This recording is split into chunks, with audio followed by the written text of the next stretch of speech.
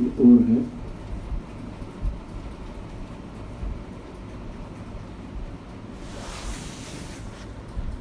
सभी पितरों के प्रति अपनी विनम्र श्रद्धांजलि अर्पित करते हुए परम पिता परमेश्वर से प्रार्थना है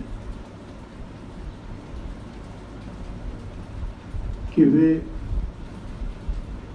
जहां भी जिस लोक में भी विचर रहे हैं या मौजूद हैं,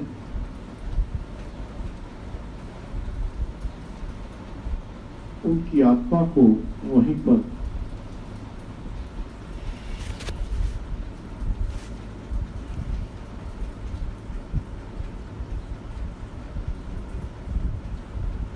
रूहानी गीता प्राप्त हो।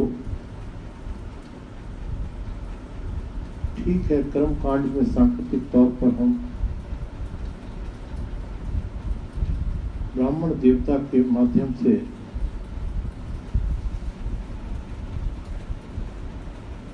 स्थूल भोजन देकर प्रयास करते हैं कि उनकी क्षुधा शांत कर सकें, लेकिन वास्तविकता में पितरों को किस चीज की आवश्यकता है, किस चीज की भूख है, किस चीज की अतृप्तता है, ये अगर गंभीरता से विचार करें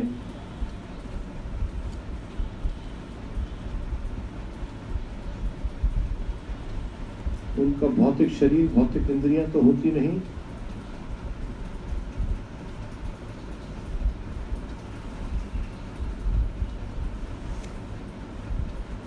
अतः मैं किसी आलोचना में न जाते हुए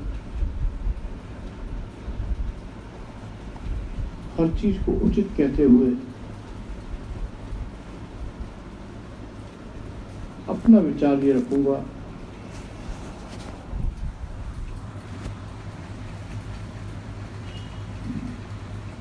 वैसे तो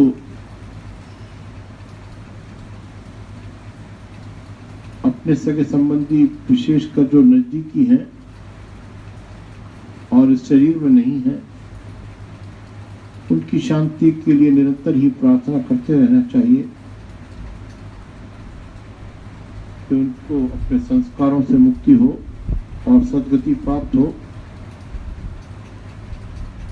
लेकिन विशेषकर जैसा कहा जाता है कि इसमें पितृलोक से उतरकर आत्माएं निचले चक्रों में आती हैं और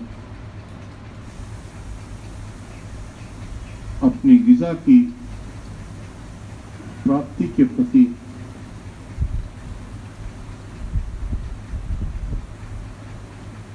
चाहना रखती है। तो उनके जो संबंधी हैं उनका फर्ज बनता है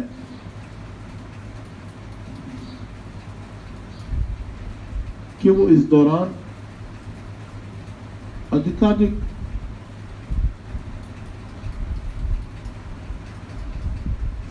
रूहानी गिजा अपने पितरों को पहुंचाने का प्रयास करें।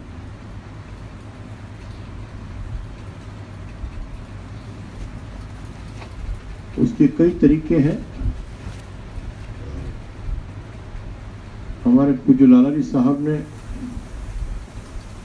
अपने सुपुत्र महात्मा जगमोहन नारायण जी साहब के द्वारा ओम शांति का जाप कुछ इसी प्रकार के आशय को लेकर के प्रारंभ किया था।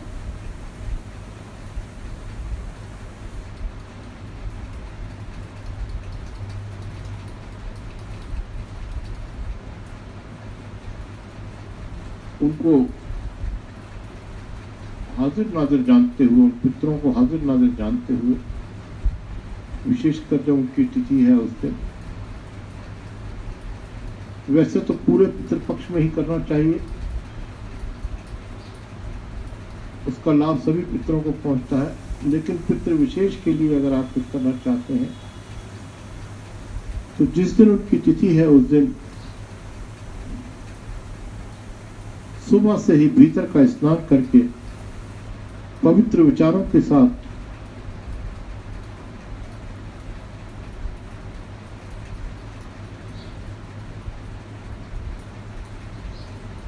उन पितृ को हाजिर नाजिर जानते हुए ईश्वर उपासना में जुट जाइए। शुद्ध विचारों से या मंत्र जाप से, ओम शांति के जाप से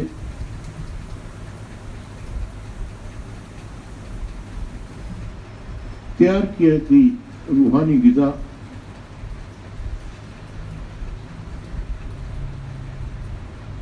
अर्थात आत्मिक भोजन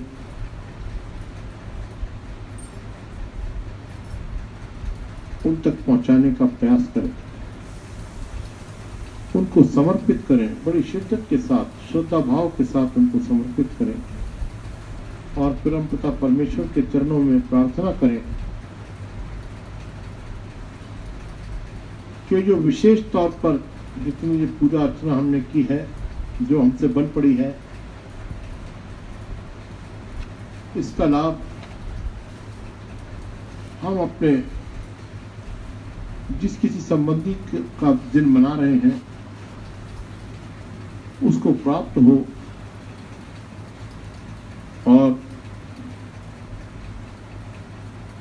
उससे लाभान्वित होकर उसकी अतृप्तता तृप्त हो जाए और उसको सद्गति मिले।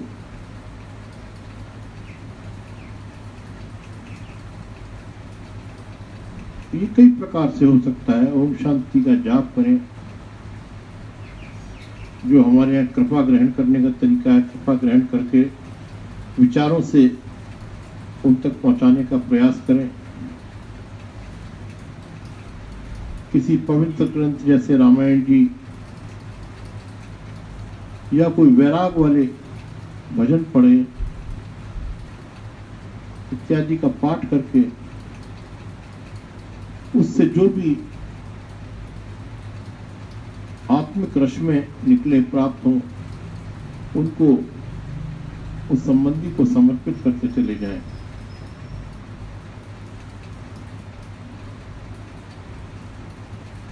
और इसके साथ साथ सांकेतिक तौर पर जो भी कर्मकांड की पूजा है उसको भी अवश्य करें।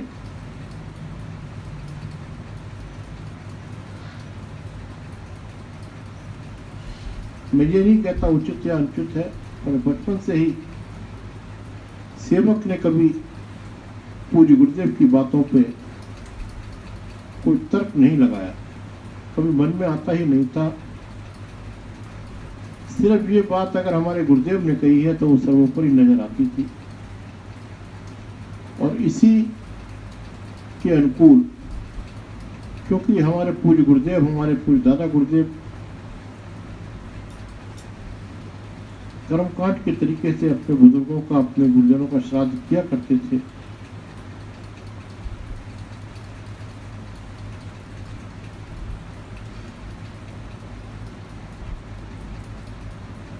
निवेदन करूं, सच्चा शिष्य जो होता है वो गुरु की बात के आगे किसी शास्त्र को कोई महत्व नहीं देता। उसके लिए सबसे बड़ी अथॉरिटी गुरु का वचन होता है। वो कभी उसको कसौटी पे, गुरु की बात को कभी कसौटी पे नहीं रखता कि उन्होंने सही कहा है या गलत कहा है। उनके श्रीमुख से जो कुछ निकला, उनके कर कमलों से जो कुछ संपादित हुआ, वही उसके लिए शास्त्र है, वही उसके लिए धर्म ग्रंथ है और वो बिना किसी तर्क वितर्क के उसका अनुपालन करता है।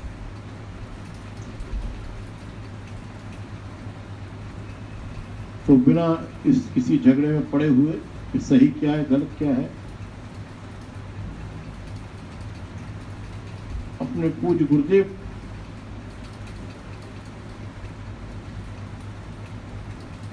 के द्वारा जिस परंपरा का उन्होंने अनुपालन किया उसको देखते हुए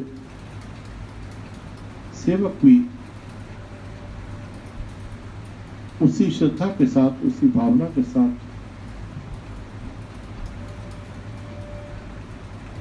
उस कर्म कांड का भी अनुपालन करता आ रहा है। हमारे बुजुर्ग कर्म कांड के खिलाफ नहीं थे, लेकिन विशेषकर पूज्य लाला जी साहब आडंबर के खिलाफ थे, कुरीतियों के खिलाफ थे। वो किसी परंपरा या कर्मकांड के खिलाफ नहीं थे, हर चीज का सम्मान करते थे, पर अनावश्यक बाह्य आडंबरों के खिलाफ थे। तो जो कुछ करें थोड़ा करें, श्रद्धा के साथ करें, बिना किसी बनावट के साथ करें, तो वो अगर श्रद्धा उसमें लग जाती है, शामिल हो जाती है, तो वो किया हुआ कर्मकांड भी सूक्ष्म पूजा के रूप में तब्दील हो जाता है, बदल जाता है। क्योंकि सूक्ष्म पूजा जितनी भी है वो हमारी भावनाओं और हमारे विचारों के ऊपर केंद्रित होती है।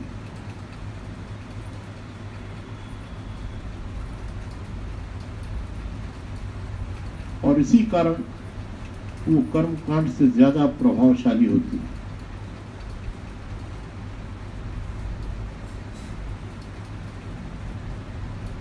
ज्यादा विस्तार में न जाते हुए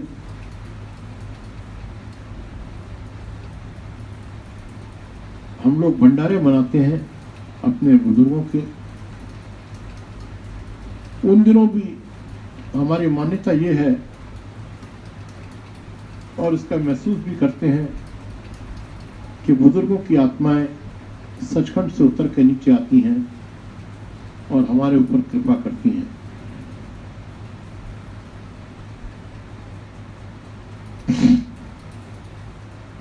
इसी प्रकार पितृपक्ष में भी पितृलोक जो हैं वो पितृलोक से जिस लोक में विचर रहे हैं या स्थापित हैं, वहां से अपनी गिजा लेने के लिए पृथ्वी लोक के नजदीक आ जाते हैं।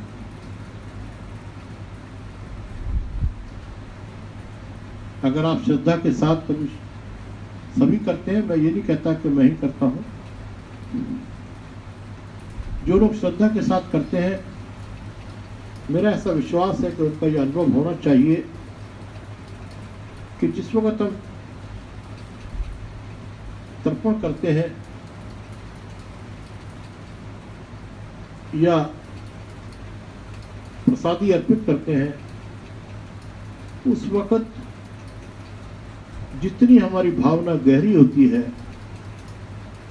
उतनी ही ज्यादा प्रभावशाली सूक्ष्म प्रसादी का अनुभव हमको होता है। एक विशेष प्रकार का रोमांच सा होता है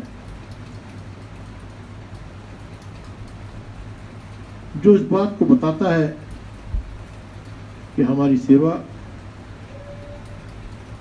जो हमसे बन सकी, जो हमने की है, वो कबूल कर ली गई।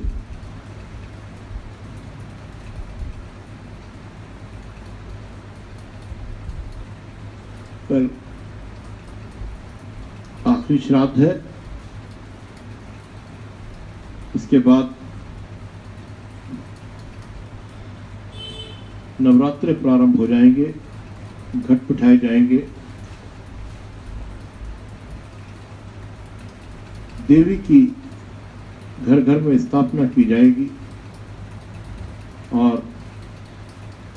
पूजा अर्चना 9 दिन तक व्रत आदि चालू हो जाएंगे।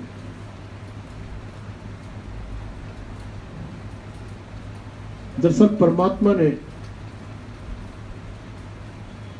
इस सृष्टि की रचना करने के बाद अपने हाथ में कुछ नहीं रखा। उसको चलाने के लिए जो कुछ प्रावधान करना था वो कर दिया और राम के रूप में अपना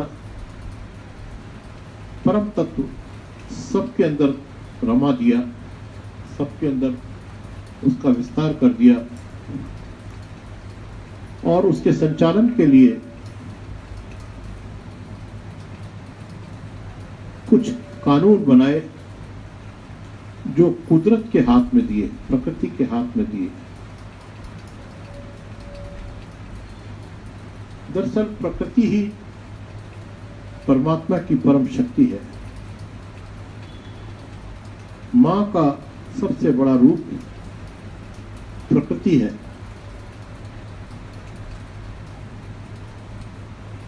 और इसके बाद जहां कर्म की स्वतंत्रता प्रदान की, वहीं एक कर्म का सिद्धांत लागू कर दिया, कोड ऑफ कंडक्ट बना के एक कानून बना दिया कि ऐसा कर्म करोगे, इस भाव से करोगे तो उसका ये फल होगा, उसका ये फल होगा। ये निश्चित कर दिया। ये सारे प्रावधान करके परमात्मा निश्चिंत होकर के बैठ गया। इसके बाद परमात्मा कुछ नहीं करता।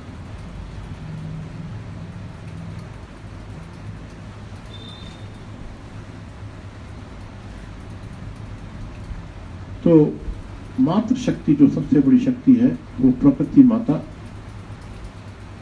वो एक इतना बड़ा भंडार है कि उसके अंदर सृष्टि संचालन की सारी शक्तियां निहित हैं।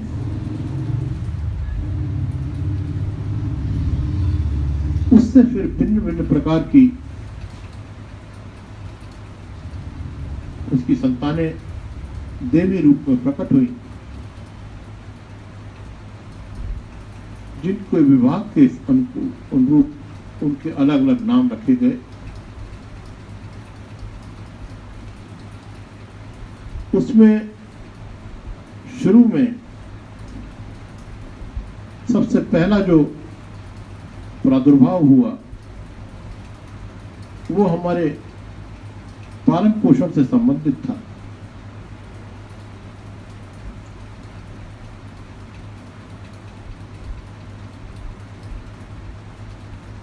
अन्नपूर्णा देवी भोजन देती है, उस भोजन से हमारा पालन पोषण हुआ, शरीर हमारा बना बड़ा हुआ। उसके साथ साथ जैसे खरपतवार पैदा होती है, मन बुद्धि चित्त अहंकार का भी बढ़ते चले गए। जो प्राणी इनके चक्कर में फंस गए, जैसे बच्चे किसी गलत सावत में पढ़कर बिगड़ जाते हैं, तो फिर उनके माँ बाप उनको तरीके से रास्ते पर लाने का प्रयास करते हैं। तो विभिन्न प्रकार की देवियों ने हमको सुखी रखने के लिए विभिन्न प्रकार के पहले तो साधन उपलब्ध कराए, और अगर देखा कि हमारे अंदर कुछ ऐसे दोष आ गए हैं जो उसकी कृपा, उसके प्रयास करने से भी हमसे नहीं छूट रहे हैं, तो अंत में अपनी शक्ति के द्वारा हमारे शरीर से हमारी छाती पर चढ़कर खप्पर हाथ में लेकर के सारा का सारा दूषित रक्त निकाल करके हमारा कल्याण भी किया।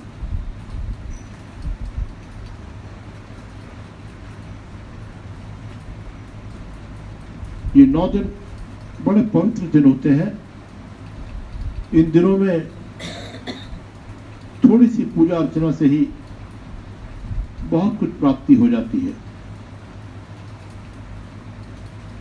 लेकिन वो प्राप्ति हमको सन्मार्ग पे चलने के लायक बनाती है, हमारे भीतर में पात्रता पैदा करती है। हम लोगों ने उसका रूप बिगाड़ दिया है। व्रत रखते हैं, सामान्य दिनों से ज्यादा गरिष्ठ भोजन करते हैं। व्रत वास्तव में भीतर का व्रत होना चाहिए, विचारों का व्रत होना चाहिए। उन दिनों कम बोले, इससे कोई ज्यादा विशेष फर्क नहीं पड़ता क्या नहीं खाया नहीं खाया। सात्विक भोजन करें, हल्का भोजन करें और थोड़ी कम मात्रा में करें। सामान्य दिनों में जितना खाते हैं उससे आधा खाएं। ज्यादातर घरों में इन दिनों सामान्य दिनों से कहीं ज्यादा गरिष्ठ भोजन ग्रहण किया जाता है, और फिर सारा दिन कहते हैं कि साहब गला सूख रहा है, होंठ सूख रहे हैं, बखान करते हैं कि हाँ हमारे उपवास चल रहे हैं। जो वाकई शक्ति के उपासक हैं वो बड़े ही अलग अलग ढंग, सूक्ष्म ढंगों से इन उपासक व्रतों को रखते हैं, नियम धर्म से पालन करते हैं। मेरे पूज्य बड़े जीजा जी, मुझे याद है, वैसे तो वो सक्सेना कायस्थ थे, लेकिन 9 दिन पैर में जूता नहीं डालते थे और लौंग के जोड़े से उपवास करते थे।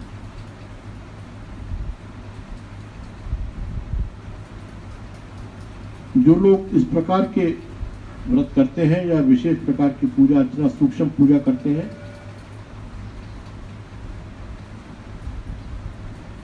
उसके आत्मिक स्वरूप को अपनाते हैं, तो आप देखेंगे कि उन 9 दिनों में उनके चेहरे पे एक विशेष प्रकार का नूर आ जाता है। माता अपनी आत्मिक स्वरूप से उनको नवाजती है।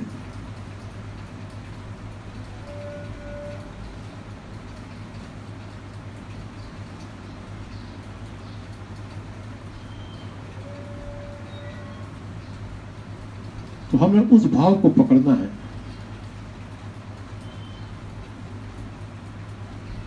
कोई विशेष फर्क नहीं पड़ता कि आप विशेष ढंग से किसी विशेष मंदिर में ही जाएं या कोई विशेष प्रकार का भोजन ही करें या ऐसा करें वैसा कुछ नहीं।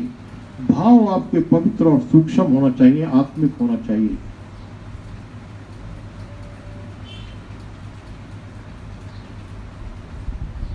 भोजन या जो भी तामसिक चीजें हैं, यहां तक कि रासिकता से उन दिनों दूर रहें, जहां तक बन सके सात्विक जीवन व्यतीत करें।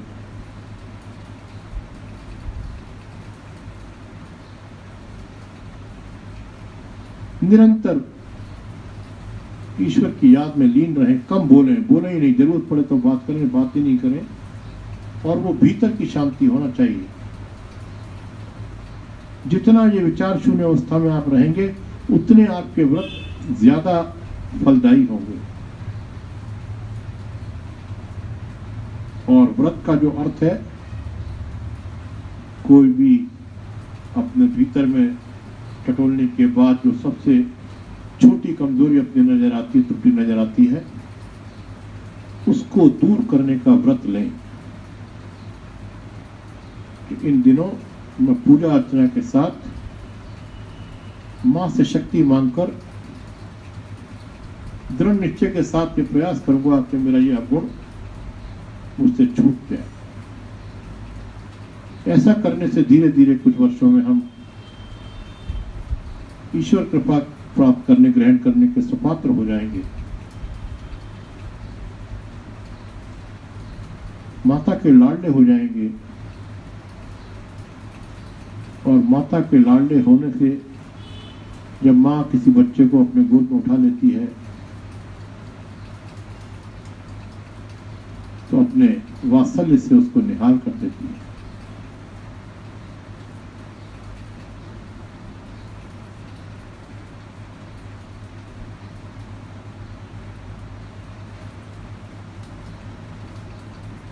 इन्हीं नवरात्रों के दिनों में शुक्र नवमी को एक पवित्र आत्मा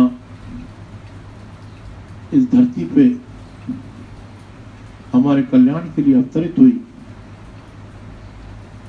जो आगे चलकर हमारे दादा गुरुदेव परम संत परम पूज्य डॉक्टर श्री कृष्णलाल जी साहब के नाम से विख्यात हुई। उन्हीं की याद में हम दशहरे का भंडारा मनाते हैं।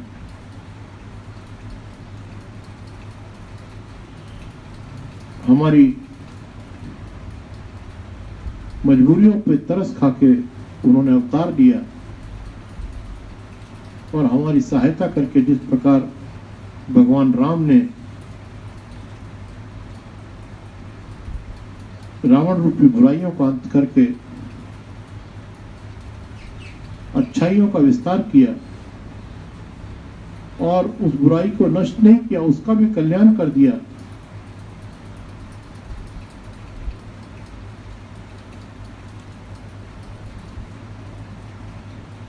रावण का सब जानते हैं 10 सिर थे, 10 हरा। ये शीश जो है अहंकार का प्रतीक होता है।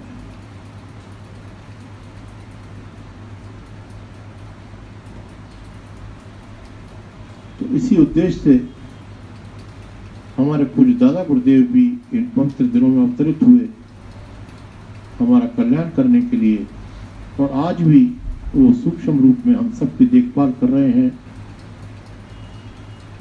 जो जितना समर्पित भाव से उन पर आश्रित है, उसको उतने ही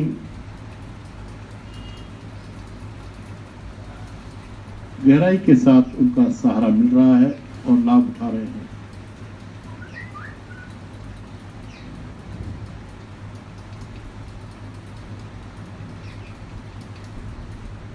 हम लोग, ये इंसानी फितरत है कि जब एग्जाम्स के दिन आते हैं तब चेतते हैं और फिर आसान सवालों के लिए कुंजियां इत्यादि खरीदते हैं और उल्टे सीधे तरीके से तैयार होकर के जाते हैं, पहले से तैयारी नहीं करते। खैर, जब जागो तब सवेरा। भंडारा नजदीक है। नवरात्रों शुरू होने से पहले हमको सचेत हो जाना चाहिए। भंडारे की तैयारी के लिए अपने अंदर टटोलें और पूज्य दादा गुरुदेव से शक्ति लेकर पहले से कहीं ज्यादा उत्साह के साथ उनकी कृपा का सहारा लेकर दृढ़ निश्चय करें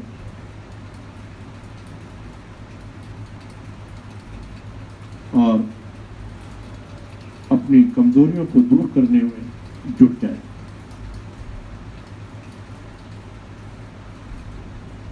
वो अहंकार को दूर करने पर बहुत जोर दिया करते थे और दीनता के बड़े हामी थे।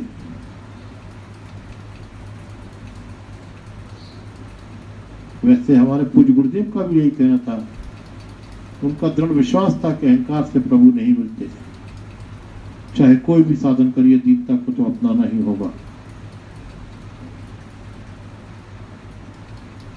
ऐसे ही कुछ निर्देश दादा गुरुदेव ने दिए। अहंकार को दीनता में बदल दो, इससे मन का मान घटता जाता है और ईश्वर कृपा बढ़ती जाती है। उन्होंने इससे आगे जाकर जो सबसे विशेष बात थी, जो हमारे सत्संग का सार है, वो कहा कि हर वक्त ईश्वर की कृपा यानी फैज, उनकी धार यानी फैज को अपने ऊपर अनुभव करते रहो। हम लोग सत्संग में आए हैं, सत्संग में दाखिल हुए हैं। हमारे सत्संग की कुछ खूबियां हैं और हमारी साधना पद्धति की सबसे बड़ी खूबी जो है, सबसे महत्वपूर्ण बात है, वो है फैज़याब होना। तो हमारे बुजुर्गों का ये हुक्म है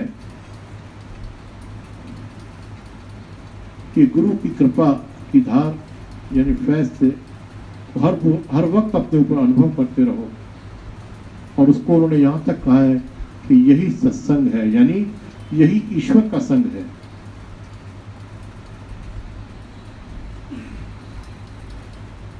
तो निवेदन है कि 9 दिन इस अभ्यास को करें, उत्साह के साथ करें, ताकि जब हम दशहरे के भंडारे में शामिल हो तो हमको पूज्य दादा गुरुदेव की कृपा प्रसादी जो हर वक्त बरसती रहती है, हम उसको और अधिक तीव्रता के साथ आत्मसात करने के लायक बन जाएं। तो